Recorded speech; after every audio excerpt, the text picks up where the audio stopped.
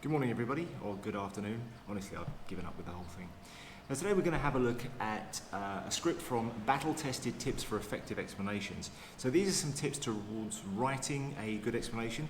So I guess most of you, at least the ones who are paying attention, can probably guess where this is going for next week. So I'm going to read this through, so you follow along. The text document is in Google Classroom, and I'm going to put what necessary up on the screen as well as a reminder. So follow along, and we'll get through this together. You probably know the famous scene in the movie Glengarry Glen Ross. You probably don't actually, because honestly it's terrible, where Alec Baldwin's character tells his team to always be closing.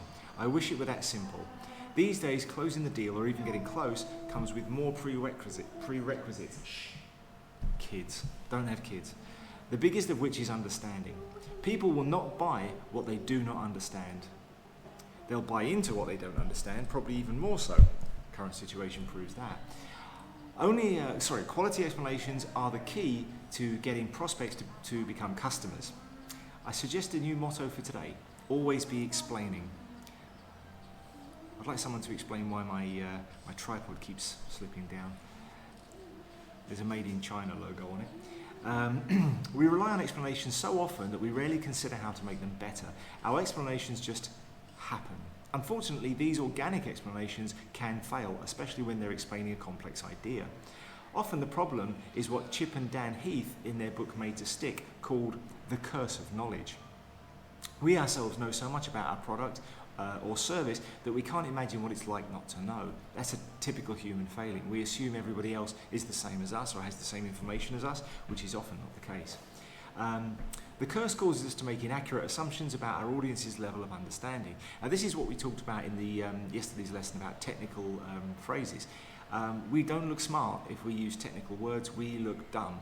As Albert Einstein said, true understanding is the ability to explain something in simple terms.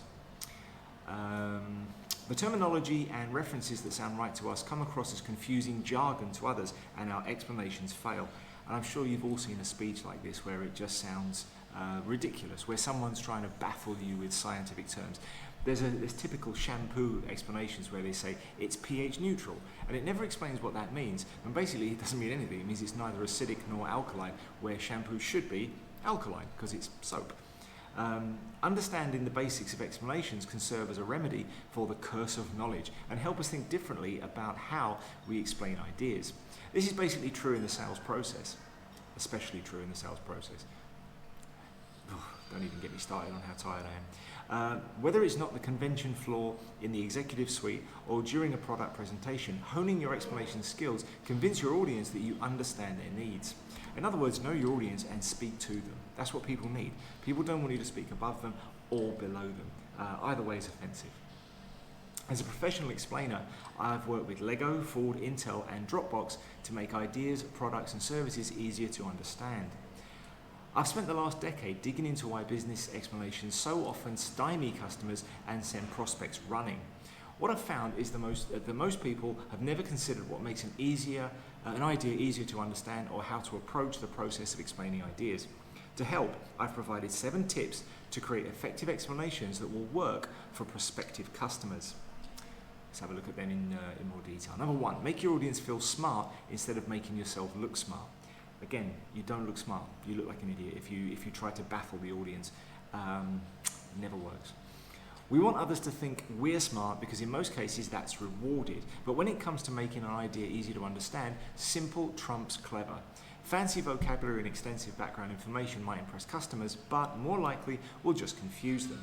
Stop trying to look smart and start making your audience feel smart by building their knowledge and confidence. Dazzle them with clarity. It's another kind of brilliance. I totally agree with that. Speak on the level that they understand. Otherwise, all you're doing to the audience is proving that you don't understand them. And that's death to business. Explain the forest, not just the trees. Now this comes from the old adage, you can't see the forest for the trees. You can't see the big picture for focusing on the small details. Focus only on features and you'll miss an opportunity to invite your audience to see the big picture. Prioritizing the details of this year's coolest product features isn't an explanation. Customers won't care about the bells and whistles if they don't understand why your product exists, why it matters to them. By zooming out and focusing on context at the beginning of an explanation, you can build a world around your product that enables it to make more sense. In other words, nobody wants to hear that it's got the latest software updates. Tell them what the software updates do for them. Get it down to their level, the buyer's level. Add details sparingly. Has this happened to you? You're meeting with prospects about a new product and it's obvious that they just aren't getting it. They stare blankly and stop asking questions. No problem, you think. You can still bring them round with a few more points. It's a tempting move. After all, sometimes one small detail turns that light bulb on, right? In other words, you've seen the Tom and Jerry, the light bulb idea. It may seem counterintuitive, but more information won't help someone who's already confused. It's just like pouring more petrol on a fire to try and put it out. Imagine being lost and having someone give you directions that include every possible route and landmark to your destination when all you want to know is north, south, left or right. The antidote to confusion is often less information. Don't add detail, come back to one or two big ideas you know they'll understand. Once their heads are nodding again, you can proceed, but with caution. We get this a lot with directions. People say to me, I ask, where is this in Phnom Penh? And people say, oh, it's on road 245. I have no idea where that is. And then they make it worse. Oh, it's next to 327. Makes no sense. Tell me it's near a landmark, because landmarks help us to find our way. And it's the same thing in business with explanations.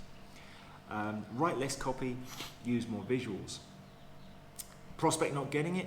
Write more marketing copy, right? No. John English said it best. Words are not enough. Now, I'm a writer and I believe in the words, but it's true. One picture can often tell 1,000 words. We're communicating in the YouTube, Pinterest and Instagram era to audiences who are more visually literate than ever. Though often more difficult to and expensive to produce, infographics, videos and diagrams can do the heavy lifting of making explanations work. For example, the popular crowdfunding platform Kickstarter encourages every new project to use a video to explain their ideas. The company has established that products and videos have a better rate of success, 30 to 50% more. Videos offer potential funders a simple and compelling way to understand a new idea and why it matters.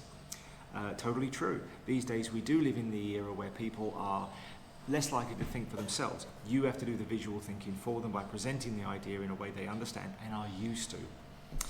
That's why we focus on making videos, because honestly, it's the future. If you think, remember your audience is human. That's not always a good thing, of course. Humans have disappointed me this year. If you think stories over campfires, not your state-of-the-art product, then you're forgetting that your audience is human. Stories provide a way to see how a product works in the real world with real people, and you don't have to be a storyteller to make stories work. In fact, the most effective stories simply illustrate a person in pain who found a solution and now feels relieved. These simple stories offer a way for the audience to empathize and imagine themselves solving similar problems. True. We all like an anecdote. We all like a story. Stories take us out of the literal. We can be buried in the technical literality of something, so we need to be taken out into something that is more relatable, and sometimes a story does that. That's what we looked at last week with legends. Legendary characters didn't really exist, but they exist because we need them to. Sometimes we need a story. Focus on why. The best explanations answer one question: why? Why does this idea, product or service make sense? Why should I care about it? Why does this matter to me? By answering the why early in a meeting or presentation, you create a foundation for understanding on which to build more complex ideas. Think of an explanation like a recipe. Recipes are usually focused on how to create a dish. The list of ingredients and instructions work, but you may not know why. By understanding why yeast and baking powder are used, for instance, you can start to see the process from a new perspective and make the next dish your own. I think that's an unnecessarily complex metaphor, but understanding why gives you control. We all know that 1 and 1 equals 2, but if you know why 1 and 1 equals 2, you also know that 1 and 2 equals 3. Explaining the why gives your audience power, and that's what people ultimately want. They want the freedom of understanding it for themselves. They don't want you to need to explain it to them. Your job is to inform smart people. No one likes to be talked down to. It is offensive, and if you approach explanations with the wrong attitude, it can be destructive. Science writer Steve Pinker once shared advice he got from an editor concerning condescension, looking down on people. She told him to treat his audience as if they were as smart as him, just not as informed. Well, I think that's a good piece of advice. Use this important point to set the tone of your explanation. Your job is to inform smart people, not help the slowest people catch up. Remember, this will help you achieve an informative, not condescending tone. This is how I attempt to teach you. I assume that you're smart but ignorant. I assume that the information just isn't in there yet, and we're putting it in there. That's our job. That's the job of the school.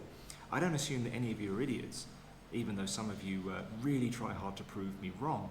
And that's what people want. People want to be treated that way. I'm a firm believer that there are no idiots, that there are just lazy people who aren't making the effort and their brains have slowed down. The brain is a muscle. Get it working. Follow all of these steps and you too can enlighten clients and win prospects. The first real step in creating great explanations is realizing that improvement is possible. You can become a better explainer and use explanation skills to solve problems and motivate others to care about your message. By employing the tips above, you'll be well on your way to making explanations that work.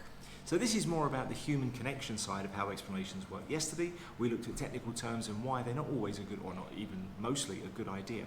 This is about connecting with your audience, because if you can't do that, you won't sell anything, whether it be a product or an idea, because everything is about selling something, whether it's selling yourself to an employer, selling a product to a customer, or selling an idea to your manager. It's all about connection. Connection is selling. So if you take the money out of the equation, it's all about human connections.